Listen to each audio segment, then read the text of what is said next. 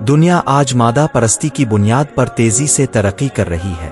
مادہ پرستی کا مطلب یہ ہے کہ انسان صرف اسی چیز کو حقیقت مانتا ہے جسے آنکھ سے دیکھا جا سکے، ہاتھ سے چھوا جا سکے، سائنسی طریقے سے ناپا اور پرکھا جا سکے۔ اسی سوچ پر چل کر مغرب کے ممالک نے سائنس، ٹیکنالوجی، میڈیکل اور انڈسٹری میں بے مثال ترقی حاصل کی۔ انہوں نے دنیا کے مادہ قوانین کا مطالعہ کیا، کائنات کے نظام کو سمجھا اور زمین کے وسائل کو اپنی ضرورت کے مطابق استعمال کیا۔ اس کے برعکس مسلمان معاشرے مادہ تحقیق اور سائنسی ترقی کے میدان سے آہستہ آہستہ دور ہوتے گئے۔ مسلمانوں نے یہ سوچ بنا لی کہ مادہ تحقیق دنیا داری ہے اور دین سے دوری پیدا کرتی ہے۔ اسی وجہ سے وہ تحقیق، تجربے اور ٹیکنالوجی کے میدان میں پیچھے رہ گئے۔ حالانکہ قرآن بار بار انسان کو غور و فکر، مشاہدہ اور کائنات کے نظام کو جاننے کی دعوت دیتا ہے۔ قرآن مادوی کے علم کو انسان کی ابتدا سے پیش کرتا ہے۔ آدم علیہ السلام کے بارے میں قرآن کہتا ہے کہ اللہ نے آدم کو تمام اشیاء کے نام سکھا دیے۔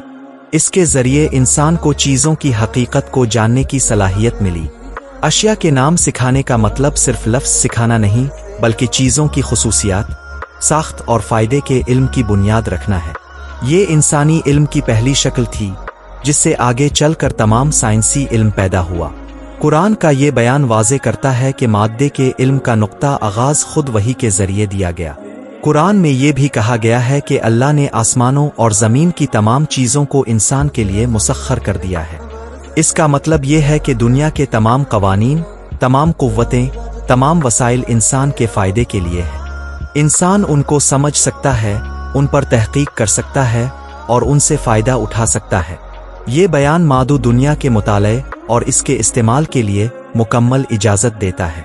اس میں یہ تصور موجود ہے کہ انسان کو دنیا کے قوانین کو پڑھ کر ترقی کرنی چاہیے۔ قرآن انسان کو زمین میں خلیفہ کہتا ہے۔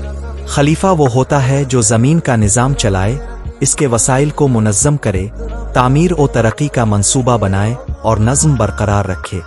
اس ذمہ داری میں دنیا کی بہتری اور سائنسی صلاحیتوں کا استعمال شامل ہے۔